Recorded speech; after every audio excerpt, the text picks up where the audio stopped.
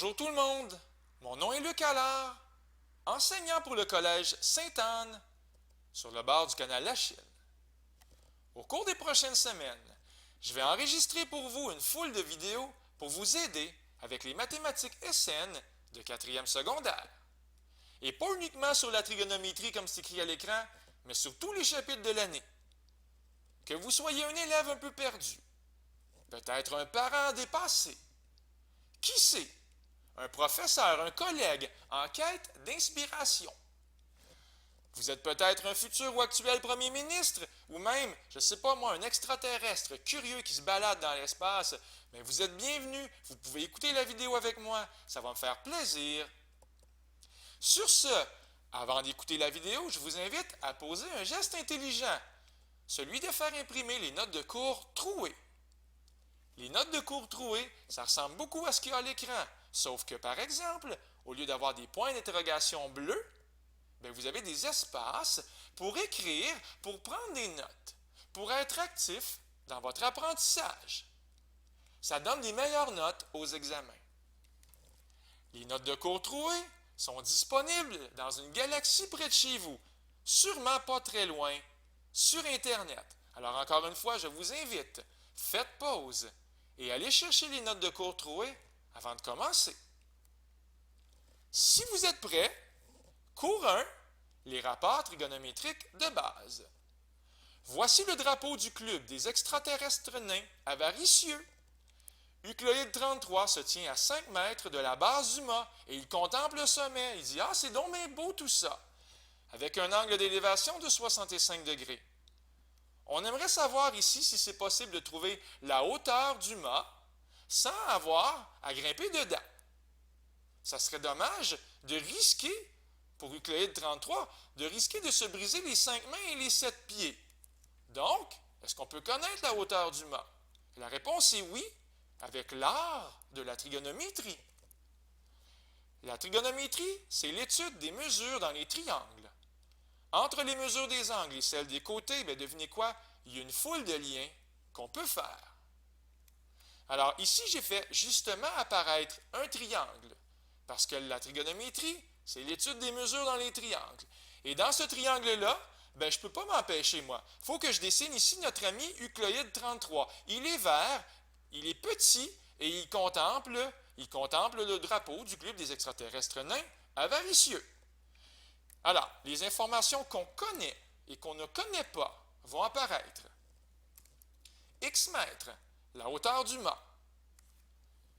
La mesure de l'angle d'élévation, 65 degrés. La distance entre Eucloïde et la base du mât, c'est 5 mètres.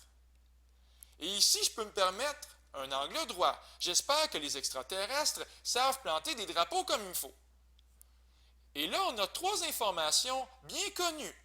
La mesure d'un angle, la mesure d'un côté et la mesure d'un angle dans notre triangle. Voici une première morale de vie pour vous. Une morale importante par rapport à la trigonométrie, bien sûr. Avec 3 informations, des mesures d'angle ou des mesures de côté, dans un triangle, on peut toujours trouver ce qu'il manque. Sauf si les 3 informations sont 3 mesures d'angle. Alors, si je vous donne 3 mesures d'angle, on est un peu mal pris, mais dès l'instant où on a 3 informations et qu'on n'a pas 3 mesures d'angle, donc au moins une mesure de côté, on devrait être correct pour s'en sortir. On va malheureusement laisser de côté Eucloïde 33 pour quelques minutes, mais je vous promets que d'ici la fin de la vidéo, on va trouver la hauteur du mât. C'est une priorité, mais je suis obligé de faire un détour. La trigonométrie avec les angles de 90 degrés. Tous les triangles qui vont apparaître dans cette vidéo-là sont des triangles rectangles. C'est la trigonométrie la plus facile, celle-là avec les triangles rectangles. On appelle ça de la trigonométrie SOHCAHTOA. Et vous allez voir dans quelques instants pourquoi on appelle ça SOHCAHTOA. Ici, j'ai dessiné un triangle rectangle. On a un angle dont la mesure est 90 degrés. On a aussi un angle dont la mesure est 30 degrés. En face de l'angle droit, le côté opposé, c'est l'hypoténuse. On connaît sa mesure, c'est 10 mètres. Et le côté opposé à l'angle de 30 degrés, lui, là, le côté d'en face, mais sa mesure, c'est 5 mètres. En passant, c'est un triangle réaliste. Autrement dit, Si j'ai un angle droit, puis un angle dont la mesure est 30 degrés, et que la mesure de l'hypoténuse c'est 10 mètres, on n'aura pas le choix. Ici, ça va être 5 mètres. Ce n'est pas une option. La mesure du côté opposé à l'angle de 30 degrés. Sur ce, je vous présente notre ami sinus. Le sinus d'un angle, c'est la mesure du côté opposé à cet angle divisé par la mesure de l'hypoténuse. Mais la mesure du côté opposé à l'angle de 30 degrés, c'est 5 mètres, et la mesure de l'hypoténuse, c'est 10 mètres. Alors ici, le sinus de l'angle de 30 degrés, 5 divisé par 10, 0,5 ou une demi.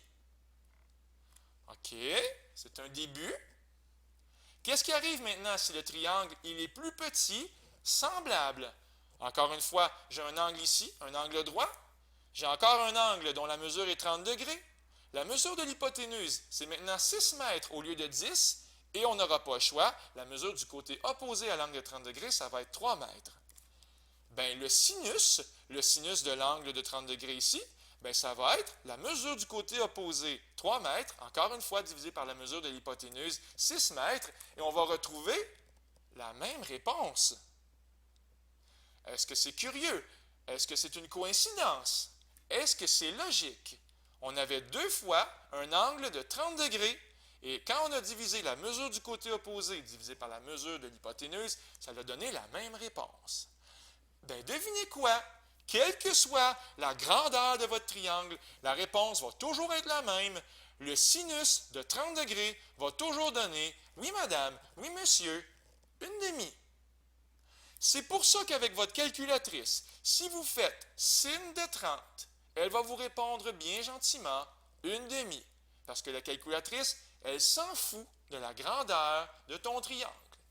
La mesure du côté opposé à l'angle de 30 degrés divisé par la mesure de l'hypoténuse dans un triangle rectangle, bien sûr, ça donne toujours une demi. Mais attention, votre calculatrice doit être en degrés et non pas en radians. Vous devez faire mode pour mettre votre calculatrice en degrés. En passant, les nombres ronds en trigonométrie, c'est plutôt rare. Encore une fois, c'est un triangle réaliste. Si on a encore un angle droit, l'hypoténuse mesure 6 mètres, mais si on a un angle ici qui vient de changer, il est rendu à une mesure de 35 degrés. La mesure du côté opposé, c'est maintenant 3,41458,618 mètres. Mais devinez quoi? Le sinus de 35, ça va être la mesure du côté opposé à l'angle de 35 degrés. Tout ça divisé par la mesure de l'hypoténuse 6, ça ne donne pas un nombre rond. Ça ne donne pas 0,5 comme tantôt. Ça donne 0,573576. OK. On poursuit. On va bien nommer les côtés cette fois-ci. Voici un joli triangle rectangle bleu et j'ai ici nommé l'angle. Il s'appelle l'angle A. On le salue. Bien, le côté le plus long, celui qui est en face, opposé à l'angle droit, bien, lui, ça va toujours s'appeler l'hypoténuse. Le côté opposé à l'angle A, ici, c'est le côté qui ne touche pas l'angle A. Ici, le côté adjacent, il touche à l'angle A. L'angle est ici, le côté touche l'angle, en fait, il forme l'angle. Et ce n'est pas l'hypoténuse, c'est donc le côté adjacent à l'angle A. Ici, l'angle A, il a changé de place, il a déménagé, il était tanné d'être en bas, il est rendu maintenant en haut. Encore une fois, l'hypoténuse est ici. C'est le côté le plus long opposé à l'angle droit. Mais ici, ce côté-là, maintenant, c'est rendu le côté opposé à l'angle A. Il ne touche pas à l'angle A, et ici va donc rester le côté adjacent. Alors, c'est important de bien nommer les côtés. Parce que on arrive à la page la plus importante de la leçon. Les trois rapports trigonométriques de base. On a vu tantôt notre ami sinus. Dans quelques secondes, je vais vous présenter notre ami sinus, cosinus et tangente. C'est quoi déjà le sinus d'un angle? Je pense qu'on s'en rappelle, hein? C'est la mesure du côté opposé divisé par la mesure de l'hypoténuse. Et c'est pour ça ici que je peux écrire que le sin de A est égal à O sur H. La mesure du côté opposé divisé par la mesure de l'hypoténuse. Le cosinus d'un angle, c'est la mesure du côté adjacent divisé par la mesure de l'hypoténuse, comme dans cos de A est égal à A sur H. La mesure du côté adjacent divisé par la mesure de l'hypoténuse. Et finalement, logiquement, qu'est-ce qui va rester? C'est comme si on faisait des agences de rencontres. Hein? On a essayé ce couple-là, on a essayé de marier l'hypoténuse et le côté opposé, ou l'hypoténuse et le côté adjacent. Mais qui est-ce qui reste? Quelle paire? Bien, il reste la paire avec le côté opposé et le côté adjacent. Et dans cet ordre, s'il vous plaît, pour la tangente, c'est la mesure du côté opposé divisée par la mesure du côté adjacent. Tan de A est égal à O sur A, la mesure du côté opposé divisée par la mesure du côté adjacent.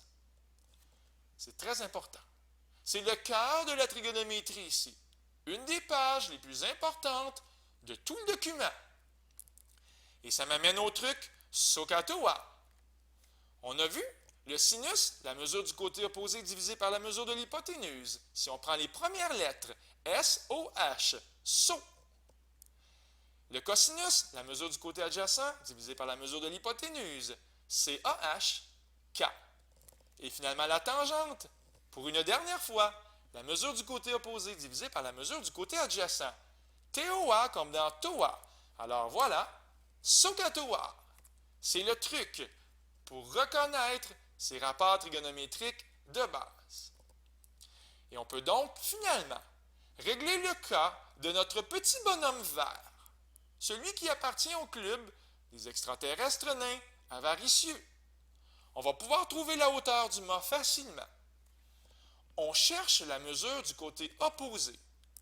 Alors, toi ici, tu es le côté opposé, le mât représente le côté opposé à l'angle d'élévation, qui mesure 65 degrés ici. Donc, ici, je vais écrire O. C'est le côté opposé. Et qu'est-ce qu'on connaît ici? C'est le côté adjacent. On connaît la mesure du côté adjacent. La mesure est de 5 mètres. OA. OA. Bien, on va retourner voir SOHCAHTOA. Et il est où le OA? Bien, le OA, il n'est pas très loin. Il est ici, OA, comme dans TOA. Alors, on va utiliser qui? T comme la tangente. Alors, c'est parti. On va donc écrire ceci. Tangente de 65 est égale à x sur 5. Tangente de 65 est égale à la mesure du côté opposé x sur la mesure du côté adjacent 5. On peut rajouter une division par 1, une division fantôme, parce que les fantômes sont là. Tangente de 65 sur 1. Alors, qu'est-ce qu'on fait pour trouver la valeur de x? On va faire 5 fois la tangente de 65 divisé par 1. On n'est pas obligé de rajouter la division par 1, mais certains élèves s'en sortent mieux avec ça. On les salue, on les respecte. X est égal à 5 fois la tangente de 65 divisé par 1, ce qui va donner environ 10,72 mètres. Vous n'êtes pas obligé de savoir que tangente de 65, c'est la même chose que 2,144 et tous ces chiffres après la virgule. Vous n'êtes pas obligé. Ça se fait d'un seul coup de calculatrice, 5 fois tan de 65, divisé par 1 si ça vous amuse. Mais si jamais vous voulez savoir et que vous faites juste tangente de 65, puis qu'après ça, vous voulez reprendre la réponse pour faire x5, il faut prendre tous les nombres à l'écran, par exemple. Ce qui est vraiment une perte de temps. On termine. Un dernier petit exemple ici. On veut trouver la valeur de x. Bien, je vous avais promis que tous les triangles aujourd'hui, c'était des triangles rectangles. Et qu'est-ce qu'on a ici en face de l'angle droit? Bien, c'est l'hypoténuse. On la cherche. En fait, on l'a trouvée, mais on cherche sa mesure.